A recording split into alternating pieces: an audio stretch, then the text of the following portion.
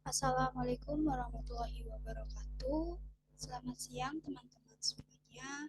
Pada video kesempatan kali ini saya akan mempresentasikan atau memaparkan hasil observasi yang saya lakukan di SMA Mati Siswa Semarang terkait dengan strategi dan inovasi pembelajaran sejarah. Sebelumnya, di sini saya akan menjelaskan bagaimana gambaran sekolah SMA Siswa Semarang. Sekolah menengah atas Siswa Semarang ini terletak di Jalan Sukun Raya nomor 45, Serondol Wetan, tepatnya di wilayah Kecamatan Banyumanik, Kota Semarang, Jawa Tengah. Keberadaan sekolah ini terletak di sebelah Sekolah Menengah Pertama Siswa. Untuk sekarang ini SMA Siswa Semarang dipimpin oleh seorang kepala sekolah yang bernama Bapak Junaidi Mukti Wibowo SPD. Maaf untuk lebih jelasnya Bapak Junaidi Mukti Wibowo SPD. Nah, untuk selanjutnya saya akan menampilkan bagaimana profil guru sejarah yang saya wawancarai dan menjadi narasumber untuk tugas observasi ini.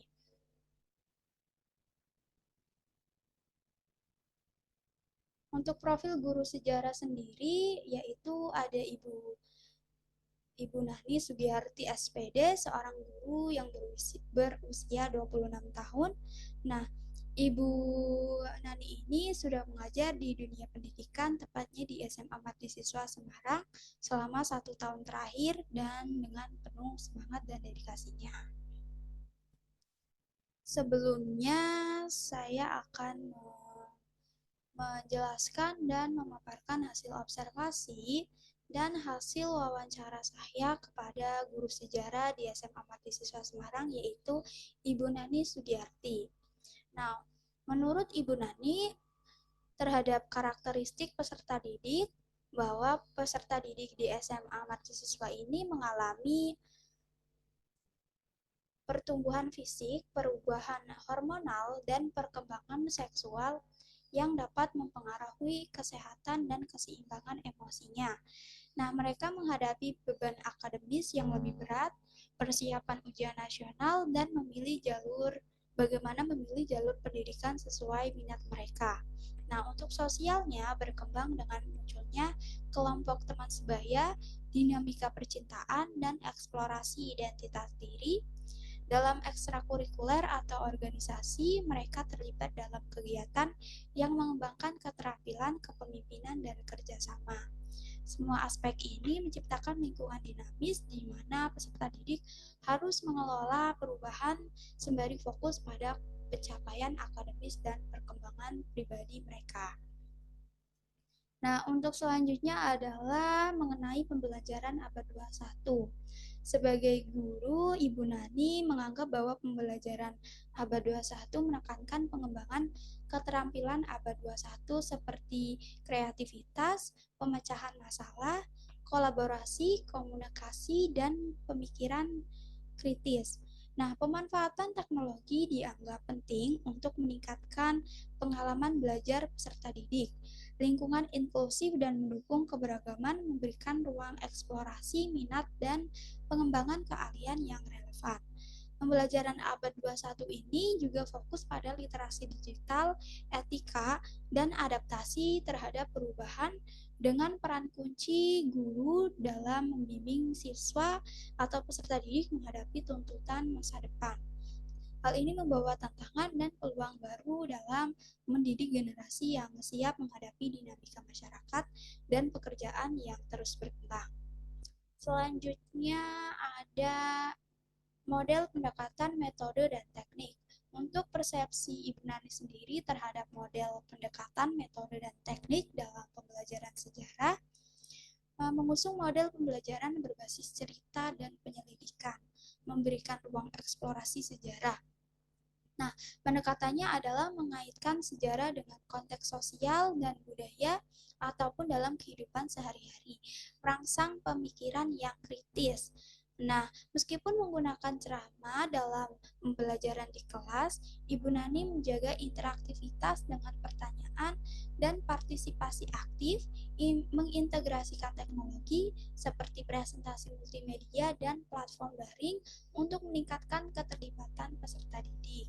Nah, tujuannya menurut Ibu Nani adalah untuk menciptakan pengalaman pembelajaran sejarah yang menarik, bermakna, dan relevan di SMA Merdeka Siswa Semarang. Nah, untuk selanjutnya adalah ada pola pembelajaran. Nah, menurut Ibu Nani sendiri, terhadap pola pembelajaran yaitu ada regresif, kronologis, dan tematik. Nah, Ibu Nani memiliki pandangan beragam terhadap pola pembelajaran sejarah.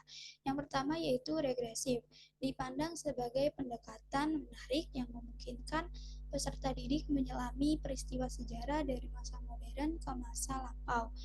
Hal ini membantu pemahaman perubahan sejarah secara menyeluruh. Nah, untuk yang kedua adalah kronologis.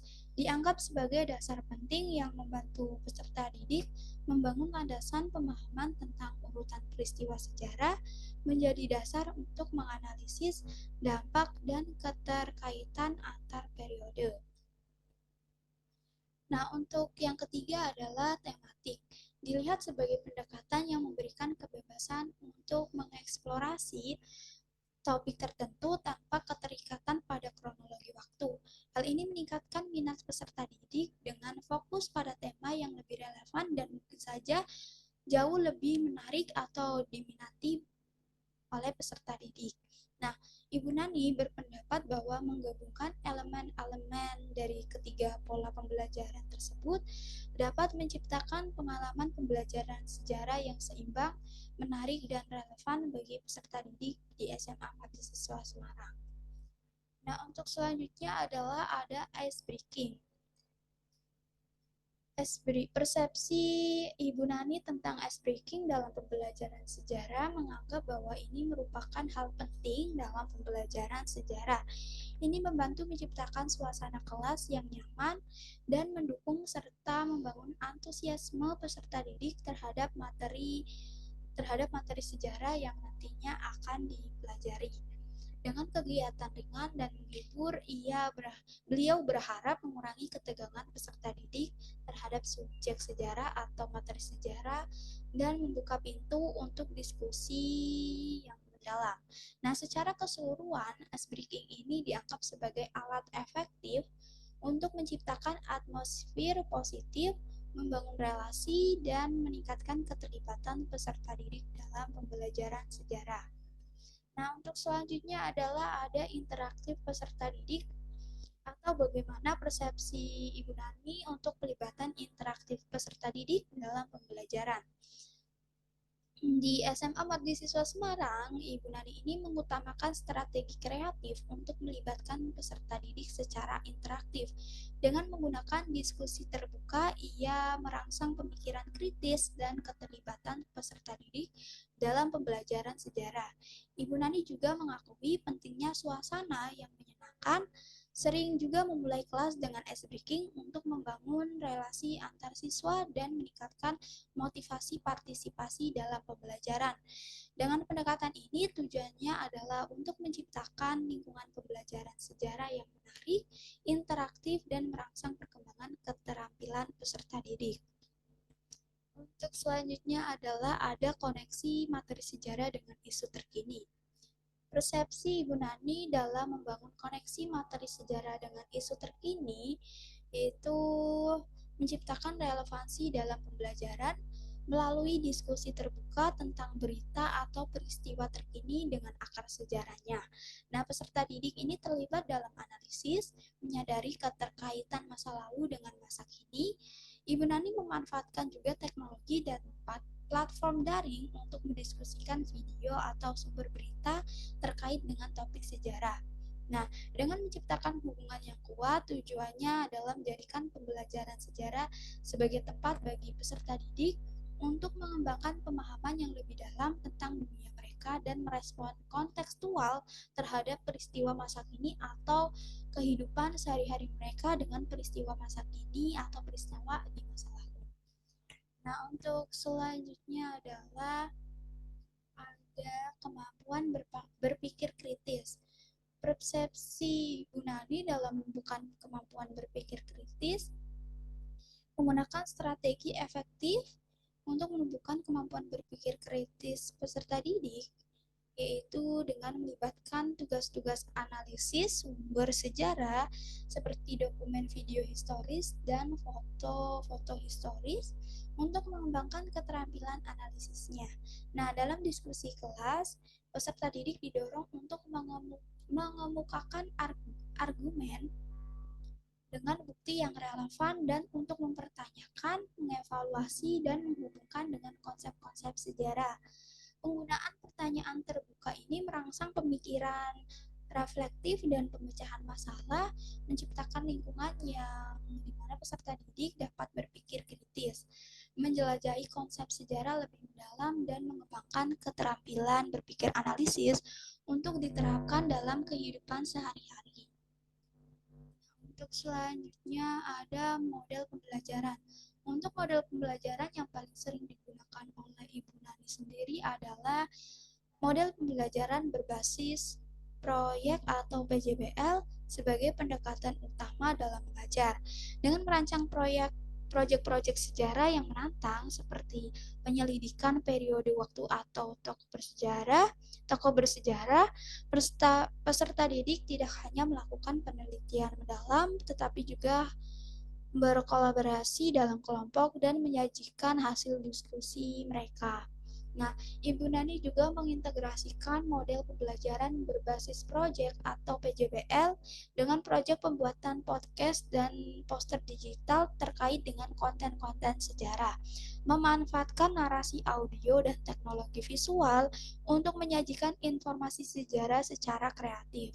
Melalui pendekatan ini, Ibu Nani tidak hanya membangun pemahaman konsep sejarah, tetapi juga mengembangkan keterampilan kolaboratif, pemecahan masalah, dan teknologi pada peserta didik, menjadikan mereka itu produsen pengetahuan yang lebih aktif apalagi terhadap teknologi.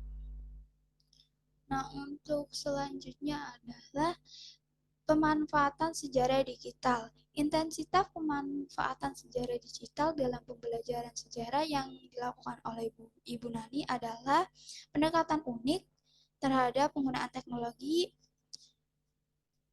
Meskipun Ibu Nani tidak menggunakan penggunaan teknologi secara terus-menerus, Ibu Nani memilih waktu-waktu tertentu, terutama saat melibatkan peserta didik dalam proyek konten sejarah seperti podcast atau poster digital yang sebelumnya sudah saya jelaskan. Nah, menurutnya, teknologi diibaratkan sebagai bumbu istimewa yang menambah kesan menarik pada pembelajaran sejarah. Ini membantu menjaga keberagaman di kelas dan memberikan semangat baru pada pembelajaran sejarah pada waktu-waktu tertentu. Nah, membuat suasana kelas lebih hidup dan jauh lebih menarik. Untuk selanjutnya adalah penerapan TPA-CK. Intensitas penerapan TPA-CK dalam pembelajaran sejarah oleh Ibu Nani yaitu menerapkan TPA-CK atau Technological Pedagogical Content Knowledge dalam pembelajaran sejarah di SMA Mardisiswa Semarang dengan intensitas yang mencerminkan kesadaran mendalam akan integrasi teknologi, pedagogi, dan pengetahuan konten. Nah, untuk yang pertama adalah ada pengetahuan konten atau CK.